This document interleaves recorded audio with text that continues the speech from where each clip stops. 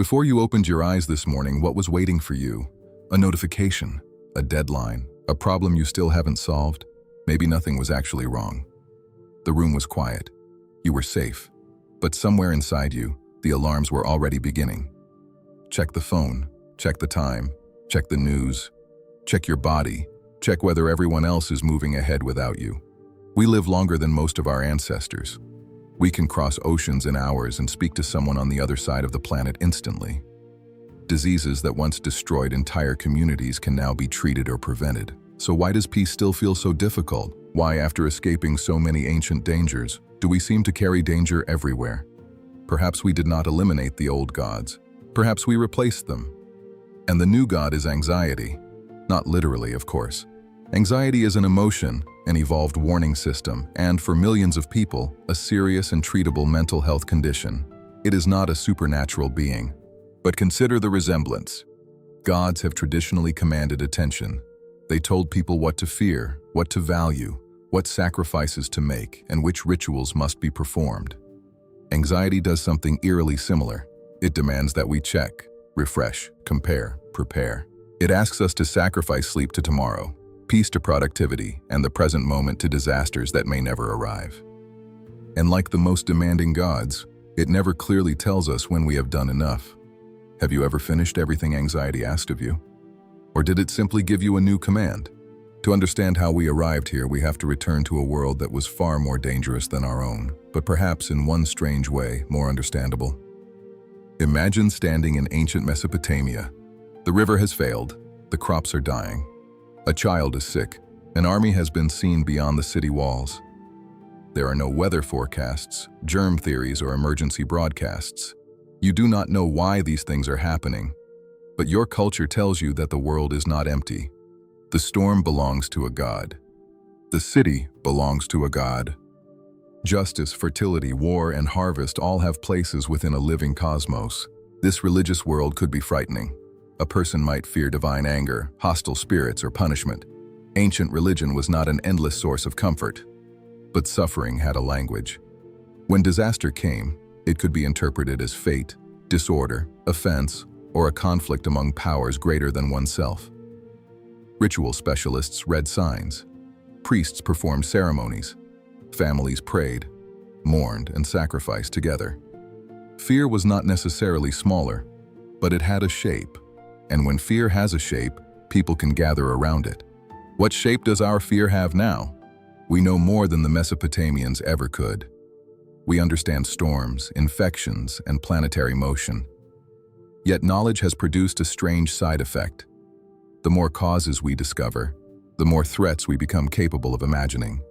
Ancient people feared the storm above their own city. We can watch every storm on Earth. Ancient people heard rumors of a distant war. We can watch it unfold before breakfast. Our ancestors lived with mysteries they could not explain. We live with explanations we cannot emotionally contain. But religion did more than explain disasters. It placed suffering inside a story. The Hebrew Bible preserves an argument about what suffering means. Some passages connect wrongdoing with disaster and faithfulness with blessing. Then the book of Job breaks that certainty open. Job is righteous, yet almost everything is taken from him. His friends insist that suffering must have a clear moral explanation. If something terrible happened, they reason, Job must have deserved it. But their certainty becomes part of the cruelty. How often do we still do this? When someone is struggling, do we ask what happened to them or what they did wrong? When misfortune enters our own life, do we experience pain alone or pain followed by the suspicion that we have somehow failed? Job refuses an easy answer. Ecclesiastes goes further, looking at pleasure, labor, wisdom, and success before confronting the same unbearable fact. Much of life cannot be controlled, and death eventually takes the wise and the foolish alike. These writings did not make suffering disappear. They allowed people to speak from inside it. They gave grief a voice before demanding that grief become a lesson. Early Christianity placed suffering within another enormous story: creation, fall, crucifixion, resurrection, and a life extending beyond death. The central image was not a God observing pain from a distance, but a God wounded by the world. For many, that image transformed suffering. Pain was not necessarily abandonment. Death was not necessarily the end. A persecuted or grieving person could belong to a community and to a story larger than the moment threatening to destroy them. But religion has never been only medicine. The same traditions that offered hope could create fear of sin, judgment, exclusion, and eternal punishment. A sacred community could shelter one person and terrify another. That contradiction matters. The past was not peaceful because people believed, yet many people possess something modern. Life often struggles to provide a shared structure for carrying what no individual could carry alone. Greek philosophers tried to build that structure through reason. The Stoics began with a distinction so simple that it can sound almost insulting until life collapses. Some things depend upon us. Others do not. Your choices may belong to you. Your character may belong to you. But your health, reputation, fortune, and future can be taken without permission. How much of your anxiety comes from trying to control what was never yours to command? A person can spend an entire life negotiating with chance. If I worry enough, perhaps no one I love will die. If I prepare enough, perhaps I will never fail. If I make every correct decision, perhaps nothing will ever be lost. But chance never signs the agreement. Epictetus understood this from experience. Born into slavery, he developed a philosophy centered on the boundary between inner agency and external circumstance. Stoicism did not promise that terrible things would stop happening. It asked whether those things should also be permitted to determine who we become. That is not passivity. It may be one of the hardest forms of resistance. Epicurus approached anxiety from another direction. He believed much human misery comes from being frightened by imaginary futures and consumed by desires that can never declare themselves satisfied. We imagine divine punishment. We fear death before death is present. We accumulate things, praise and status, hoping one of them will finally make us secure. Epicurus offered something almost scandalously modest in return: friendship, simple food, shelter, clear thinking, and freedom from unnecessary fear. Not a palace, a garden, not immortality. Enough. When was the last time you felt that you had enough? Not that you had temporarily stopped wanting, but that nothing essential was missing? Modern culture is not very good at allowing that feeling to survive. Entire industries depend upon disturbing it. There is always a better body, a better house, a better routine, and a more successful version of you standing somewhere in the future. You can see that person clearly. You simply cannot become them. Because each time you move closer, they move farther away. Epicurus suspected that a person who does not understand enough can become a servant to infinity. Buddhist traditions reached a related insight through a different path. Life contains dukkha, suffering, dissatisfaction, and the persistent instability of everything we attempt to hold. The people we love change. Our bodies change. Our circumstances change. Our feelings change. Even the self we are trying so desperately to improve will not remain still long enough to be completed. And yet the mind keeps whispering, make this permanent, make this safe, do not let this end. Could anxiety be intensified by asking temporary things to give us permanent security? Buddhist practice does not pretend that loss is unreal. It trains attention to encounter change without clinging quite so desperately to what cannot stay. That can sound peaceful. In practice, it is a confrontation. Because what would you be without all the things you are afraid to lose? Across cultures, people created rituals for questions like these. Funerals gave grief a sequence. Festivals interrupted ordinary time. Pilgrimages turned uncertainty into movement. Prayer, meditation, confession, fasting, song, and communal meals placed private emotions inside shared forms. A ritual did not have to solve grief to prevent someone from facing it alone. That may be what we have underestimated. Earlier communities did not necessarily possess better explanations. Many of their explanations were fearful, coercive, or false. But they understood that resilience is rarely an individual achievement. It is rehearsed between people. Modernity changed this arrangement slowly, then all at once. Scientific inquiry explained more of nature without requiring immediate divine intention. Political revolutions challenged sacred authority. Industrialization drew people away from villages and reorganized life around cities, factories, and clocks.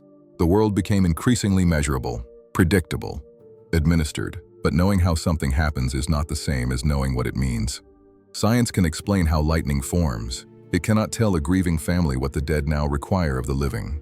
Medicine can describe the physical stages of dying. It cannot decide what makes a life worth having. Technology can give us more years. It cannot tell us what those years are for. As inherited authorities weakened, many people gained freedoms their ancestors never possessed. They could question tradition, leave oppressive communities, reject assigned roles, and choose identities once forbidden to them. That freedom should not be dismissed. But freedom carries a shadow. If no single tradition can tell you who to become, then you must decide. And what happens if you choose incorrectly? Kierkegaard described anxiety as the dizziness of freedom. Stand near the edge of a high place, and you may feel fear that you could fall. But you may also feel something stranger, the recognition that you could jump. Possibility is exhilarating because the future is open. Possibility is terrifying for exactly the same reason. We are told that we can become anything. What we often hear is that we are responsible for failing to become everything. Nietzsche saw another danger approaching. When he wrote of the death of God, he was not simply celebrating atheism, he was diagnosing a cultural rupture.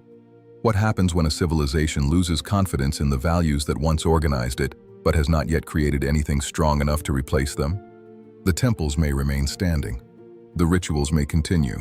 But somewhere beneath them, certainty has begun to rot. And when the old gods fall silent, something else moves into the silence. Sometimes it is nationalism, sometimes consumption, sometimes productivity, sometimes politics, sometimes the self, and sometimes anxiety. Because anxiety always has an answer to the question of what you should do next. You should worry, you should prepare, you should keep moving. The trouble is that modern life has constructed a nearly perfect temple for it. The phone beside your bed is small enough to hold in one hand, but through it comes the suffering of the planet. War, wildfire, disease, economic panic, political outrage, a stranger's success, a friend's silence, the photograph you are not invited into. Each arrives through the same glowing doorway. Your nervous system does not encounter this as a calm survey of global information. It encounters interruption after interruption, each carrying the possibility that something requires your immediate attention. But what action is available? You cannot stop the distant war. You cannot reverse the disaster. You cannot answer every accusation or prepare for every possible future, so the body becomes ready, and nothing resolves. You scroll again. Have you noticed how rarely the internet tells you that you have seen enough? There is always one more threat, one more argument, one more secret everyone else supposedly understands, one more reason not to put the phone down. Algorithms are not gods. They possess no sacred wisdom and need not possess conscious intentions, but they occupy an oddly godlike position. They are mostly invisible. They study our desires. They predict our behavior. They decide which visions appear before us, and they ask for an offering, attention. Threat is excellent at capturing that offering. So is outrage, so is beauty, so is envy, so is the suspicion that everyone else has discovered how to live while you remain outside looking through the glass. The system does not need you to be happy. It needs you to remain. Consumer culture continues the ritual. First, it creates a wound. You are behind. You are aging. You are unattractive. You are undisciplined. You are wasting your potential. Then it offers the sacred object that promises to make you whole. Buy this, track this, optimize this, become this. Some of these products and practices are genuinely useful. Exercise matters. Sleep matters. Therapy, medication, and healthy routines can change lives. But even care can become another form of surveillance. The ring measures your sleep. The watch judges your movement. The app counts your focus. Rest becomes something you perform correctly. The self becomes a project under permanent renovation. And there is always an improved version of you waiting to make the current version feel ashamed. Politics can offer another shelter from uncertainty. It gives us belonging, purpose, and a way to act upon genuine injustice. But when politics becomes the whole of identity, it can begin to resemble a religion built from permanent emergency. There are saints and traitors, prophecies and heresies, ritual declarations of loyalty. Every election becomes the final battle. Every disagreement reveals corruption. Every uncertainty threatens the group. Certainty feels protective. But certainty purchased at the cost of curiosity is fragile. It must destroy every question that might expose the fear beneath it. Artificial intelligence now enters this world as something new and strangely familiar. A tool, a mirror, a companion, an oracle waiting behind a blank box. It answers instantly. It does not become tired of our questions. It can help us understand, create, and think. But it can also speak confidently when it is wrong. It can encourage dependence. It can create the illusion that uncertainty is simply a technical error waiting to be eliminated. What happens when we begin asking machines not only what is true, but who we should become? The ancient oracle spoke through smoke, riddles, and ritual. The modern oracle answers in complete sentences. Perhaps that makes it more useful. Perhaps it also makes it more dangerous. Still, it would be dishonest to blame all anxiety on phones, algorithms, or the disappearance of religion. Sometimes people are anxious because their lives are genuinely precarious. Rent is due. Work is unstable. A diagnosis has arrived. A parent is declining. A family is divided. War, discrimination, debt, caregiving, and loneliness are not failures of perspective. They place real pressure on the nervous system. No civilization can meditate its way out of conditions it refuses to repair, and the ancient past should not be romanticized. Our ancestors endured slavery, famine, epidemic disease, infant death, invasion, and brutal hierarchies. Many experienced terror for which they had no safe language at all. There was no golden age of psychological peace. But something has changed. Modern anxiety is often detached from a single danger. It spreads across every possible future. It does not say, "A wolf is outside." It says, "Something may be wrong somewhere, and if you stop watching, it may become your fault." That is an impossible command. Yet how many of us obey it every day? Perhaps the question is not whether people were happier when they believed in gods. Perhaps the better question is this: what did their communities know about being human that ours has forgotten? They knew that grief needed witnesses, that rest needed protection, that identity needed relationships, that fear needed a language, that uncertainty sometimes had to be endured together rather than solved alone. We do not have to resurrect every ancient belief to recover those truths. A shared meal can be a ritual, so can a weekly walk. Art can interrupt the demand to be useful. Friendship can create a place where no performance is required. Therapy can help give fear a name. A day of rest can become an act of resistance against a world that profits from endless inadequacy. Perhaps meaning does not need to descend from the sky. Perhaps it can be created between people who refuse to let one another disappear. Anxiety becomes godlike when it gains the final word on what deserves our attention. It tells us danger matters more than beauty. Tomorrow matters more than today. Achievement matters more than presence. Possibility matters more than what is already here. But anxiety is not evil. It is attempting, sometimes clumsily and painfully, to protect us. The goal is not to kill the alarm. It is to stop building our home inside it. So ask yourself, what rituals does your anxiety demand? What sacrifices have you made to it? How many hours have you spent preparing for pain that never arrived? And when something painful did arrive, what actually carried you through? Was it the extra hour of worrying? Or was it another person? A practice? A small purpose? A place where you were allowed to be frightened without facing the darkness alone? Every civilization builds structures for confronting what it cannot control. Some call upon gods. Others turn toward philosophy, therapy, mindfulness, art, politics, progress, or data. Most of us combine them without realizing it. We still worship in the oldest sense of the word. We give our time. We offer our attention.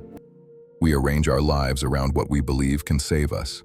The question is not whether you worship. The question is what receives the offering.